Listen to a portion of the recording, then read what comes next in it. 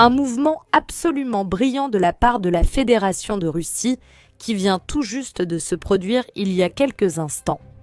La Russie vient de mettre les États-Unis dos au mur, en particulier l'administration Trump et toute la CIA.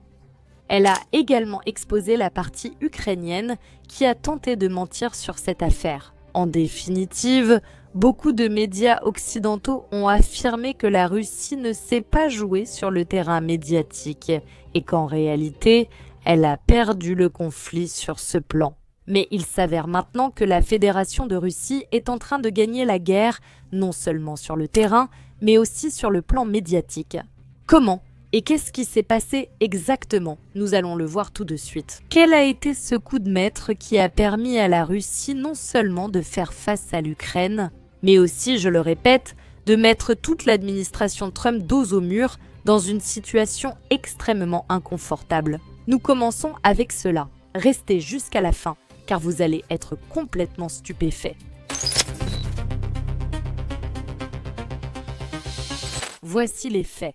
La Fédération de Russie présente aux États-Unis la preuve que, effectivement, les attaques contre la résidence de Vladimir Poutine à Izminovgrad ont bien eu lieu. La dernière chose que nous savions à leur sujet, c'est que l'Ukraine niait les faits. Puis, l'Ukraine a changé de position plusieurs fois.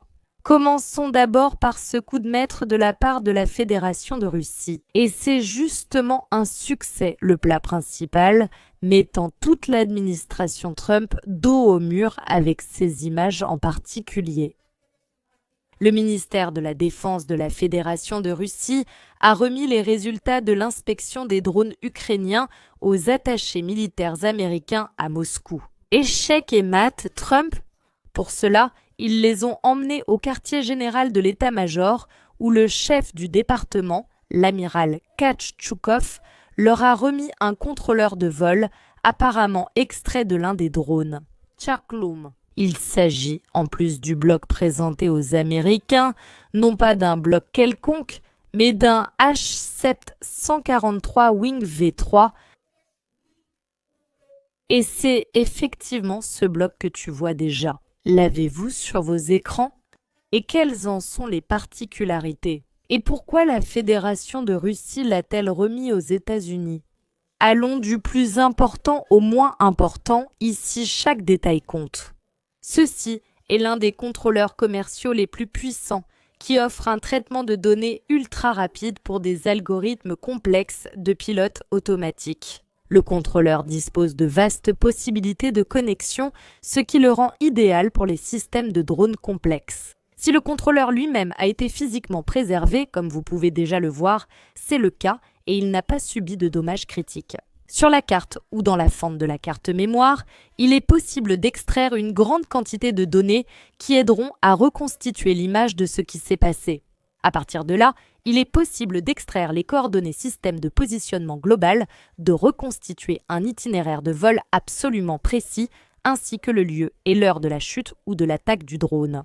On peut également extraire le cap, l'orientation, l'inclinaison, le tangage et le roulis, à chaque moment, à chaque instant précis. C'est absolument fondamental pour comprendre si le drone était réellement contrôlé jusqu'au dernier moment ou s'il a perdu le contact avec le pilote à un moment donné. Après cela, on peut visualiser les données et reconstruire des graphiques et aussi créer des graphiques de toutes les variables, c'est-à-dire montrer exactement comment le drone a volé vers sa cible. Et pourquoi disons-nous ici que c'est avec ces images?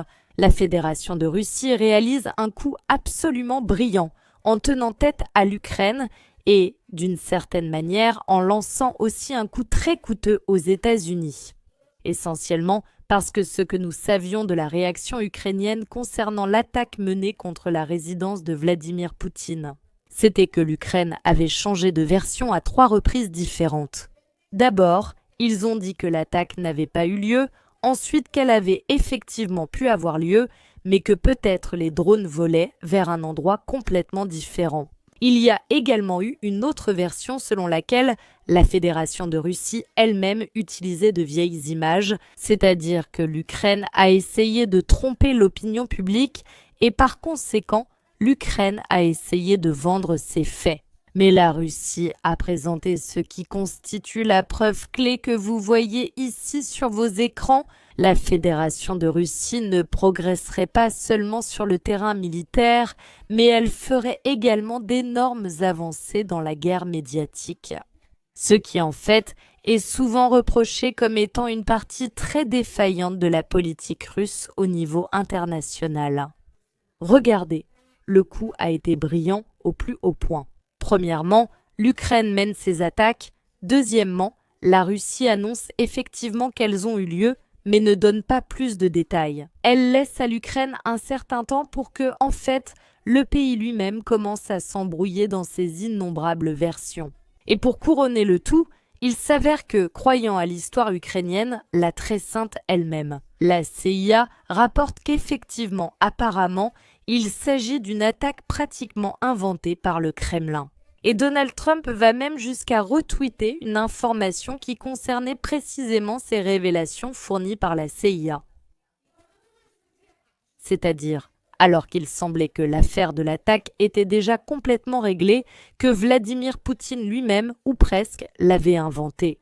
La Fédération de Russie arrive et dit « Voici la clé USB tant rêvée ». Eh bien, en réalité, c'est un contrôleur de vol que je te remets directement à toi. Les États-Unis, et pas seulement ça, je te le remets en vidéo, j'enregistre, je le publie sur les réseaux sociaux, c'est-à-dire que je te réponds, je le fais de manière médiatique autant que possible, et à partir de là, je t'oblige à devoir l'examiner parce qu'on voit qu'il est intact. Et voyons, qu'est-ce que tu vas inventer à partir de maintenant?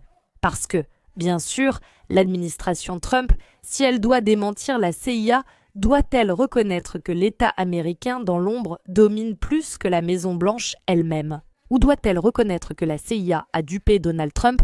Ou doit-elle admettre que la CIA n'a aucune foutue idée de ce qui s'est passé? Vraiment, la CIA ignorait-elle l'attaque ukrainienne ou connaissait-elle l'attaque ukrainienne et a choisi de la couvrir, c'est-à-dire a décidé de la dissimuler? C'est-à-dire, chaque nouvelle version ici, quelle que soit la vérité et la réalité, quelle qu'elle soit. La version que les États-Unis choisissent de montrer médiatiquement laisse le pays dans une situation pire que la version précédente.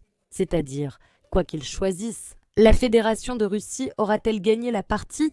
D'un côté, l'attaque a été complètement neutralisée, montrant la puissance de la Fédération de Russie et le contrôle exercé sur les points clés, comme, effectivement, la résidence présidentielle.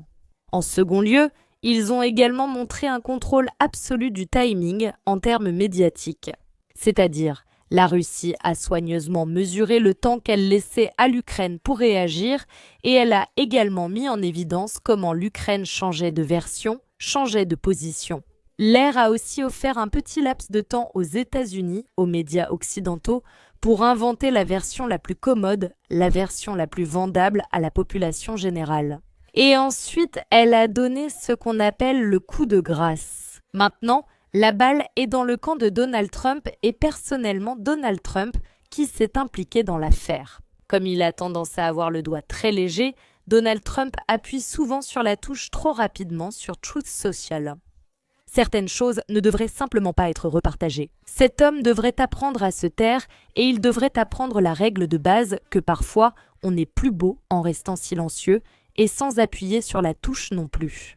Au final, les choses nous s'améliorent, mais ce n'est pas qu'il a le doigt trop rapide, c'est qu'il a la langue trop bien pendue. Et au final, ce qui se passe, c'est que justement à cause de cela, en Occident, et donc au sein de l'OTAN, ils finissent par commettre des erreurs monumentales dont profite finalement le Sud global. Dans ce cas, la Fédération de Russie, c'est-à-dire, elle a remis ce contrôleur de vol. Et maintenant, cela oblige l'administration Trump à dire quelque chose à ce sujet, et si elle ne dit rien à ce sujet. La Russie a encore beaucoup de marge de manœuvre, elle a encore toute l'influence médiatique. Parce que maintenant, le monde entier, nous tous, attendons de voir ce qui va se passer avec ce contrôleur de vol. Il semble intact, apparemment. Alors, qu'y a-t-il sur ces images ? Que les États-Unis reconstituent exactement les faits, et imaginez si les États-Unis décident de laisser passer ça.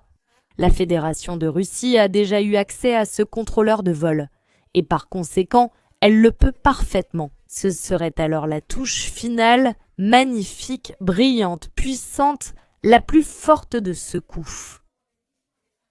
Les États-Unis ne disent rien, imaginons-le, les États-Unis disent qu'Aquan c'est quelque chose, eh bien, cela ne semble pas avoir beaucoup de cohérence. La Fédération de Russie dit « D'accord, tu te rappelles que je t'ai donné le contrôleur de vol ? On dirait que tu n'as pas su très bien le gérer, non ? Je ne sais pas si c'est parce qu'à la CIA, ils ne savent pas faire. Quoi qu'il en soit, je vais maintenant te donner les données de façon absolument publique et évidente. » C'est-à-dire que la balle n'est pas seulement dans le camp de Donald Trump, mais maintenant le camp de Donald Trump est carrément en train de vaciller. Ce n'est plus seulement le toit, toute la maison est désormais complètement bouleversée. Parce que l'Ukraine n'aurait pas seulement attaqué la résidence de Vladimir Poutine, un acte extrêmement grave pour lequel elle doit encore répondre. Un autre fait qui me semble être un autre coup de génie. La Russie n'a pas répondu n'importe comment, ni lancé un Oresnik. Elle n'attend pas, simplement. Elle attend de voir quelle sera la réaction ukrainienne, elle attend de voir quelle sera la réaction américaine, et la réponse ? Prendre du temps. Oui, bien sûr, car elle viendra précisément quand cela sera le plus avantageux pour la Fédération de Russie. Et bien sûr, si les États-Unis prennent trop de temps, si les États-Unis se trompent, si les États-Unis essaient de mentir sur ce qu'il y a dans ce contrôleur de vol, le ministère de la Défense russe va le publier. Et avec cela, d'une part, il va rendre très clair, une fois de plus, de quel côté se trouve la vérité. Et en plus, il va mettre les États-Unis dans l'embarras, et donc toute l'OTAN. Et il va achever le récit déjà très clair, bien connu, que les médias occidentaux mentent. Et que dans ce conflit, qui est censé être une guerre entre la Russie et l'Ukraine, c'est la partie de l'OTAN qui ment. Et elle invente tout ce qui est possible et imaginable pour essayer de prolonger cette guerre autant que possible. Et le summum, vraiment le summum de cette action, absolument brillante surtout sur le plan stratégique, c'est la Russie, on dirait. Dites-moi, qu'en pensez-vous ? Est-ce qu'elle a enfin appris à jouer avec les médias ? Eh bien, l'aboutissement de cette stratégie sera sans aucun doute maintenant. Non seulement la publication de ces informations, mais aussi la réponse absolument dévastatrice de la Fédération de Russie. Je n'ai absolument aucun doute que, effectivement, elle va arriver. Et là, cela va certainement ébranler les fondations, au minimum de l'Ukraine, mais très probablement aussi de la Russie et de toute l'alliance de l'Atlantique Nord.